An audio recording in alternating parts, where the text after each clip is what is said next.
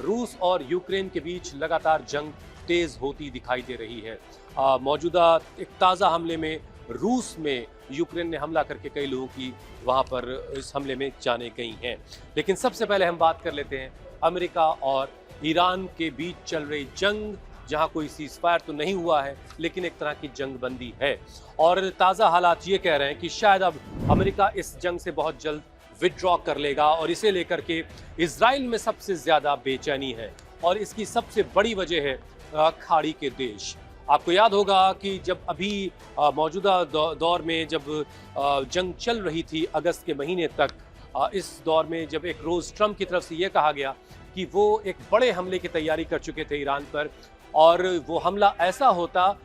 उतना बड़ा हमला करने की तैयारी थी जैसा द्वितीय विश्व युद्ध के दौरान हुआ होगा, उससे भी बड़ा हमला ये करने की तैयारी थी। लेकिन फिर शाम होते होते खबर आई कि उन्होंने ये फैसला वापस ले लिया है। तो सवाल पैदा हुआ कि ऐसा क्यों हुआ? तो इसकी वजह ये थी कि ईरान ने इस ट्रंप के ऐलान के बाद खाड़ी के तमाम देशों के अपने काउंटर पार्ट्स को अरागची साहब ने विदेश मंत्रालय की तरफ से बाकायदा फ़ोन किया और एक लिस्ट पब्लिक कर दी गई कि देखिए साहब, अगर हम पर कोई हमला होता है, ईरान ने ये साफ कर दिया कि अगर हम पर हमला हुआ और वो हमारे इंफ्रास्ट्रक्चर पर हुआ, आर्मी स्टैब्लिशमेंट के अलावा अगर हमारे पब्लिक इंफ्रास्ट्रक्चर पर की चीज़ों को निशाना बनाया गया, हमारे पावर प्लांट, हमारे ब्रिजेस और इस तरह की चीज़ों को अगर टारगेट किया गया, तो ये हमारी एक टारगेट की लिस्ट है। और ये तमाम देश खाड़ी के, जिसमें यूएई है, बहरीन है, कुवैत है, कतर है, सऊदी अरबिया है, जॉर्डन है, ये तमाम देशों में वो जो ख़ास टारगेट उसके होंगे वो कौन कौन से होंगे। और इस खबर के बाद सऊदी अरब की तरफ से MBS यानी मोहम्मद बिन सलमान, कतर, ओमान, कुवैत, इन सारे देशों के हेड्स ने ट्रंप से कहा कि भाई अभी जंग को फिलहाल रोक दिया जाए, और उसके बाद एक तरीके से जंग रुकी हुई है। बार बार ट्रंप ये कहते रहे कि बातचीत हो रही है, लेकिन अब ये बिल्कुल क्लियर हो चुका है कि अमेरिका और ईरान के बीच कोई आधिकारिक बातचीत नहीं हो रही है। मध्यस्थों के जरिए मैसेजेस जो हैं वो कन्वे किए जा रहे हैं, एक तरफ से दूसरी तरफ, दूसरी तरफ से ईरान से अमेरिका और अमेरिका से ईरान, इस तरह से मैसेज जा रहे हैं। और जो बहुत क्लियर ईरान की तरफ से कर दी गई बात वो ये है कि जो MOU साइन हुआ था, उस MOU की शर्तों का सम्मान अगर अमेरिका नहीं करता है तो फिर बातचीत नहीं हो सकती है। बातचीत हो किसके किसके बीच रही है? बातचीत हो रही है ओमान और ईरान के बीच, और वो बातचीत हो रही है हॉर्मुज को खोलने को लेकर के। ये जो पूरा आप हिस्सा देख रहे हैं, ये हॉर्मुज का हिस्सा है।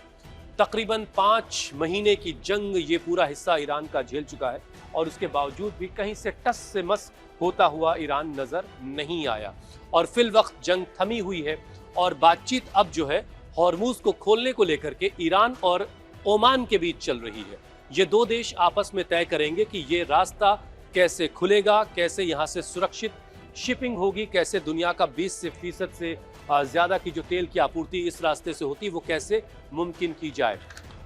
पिछले एक हफ्ते में काफ़ी जहाज़ इस रास्ते से जो गुजरे हैं वो ईरान के साथ कोऑर्डिनेट करके ही इस रास्ते से गुजर पाए हैं। और दुनिया भर की जो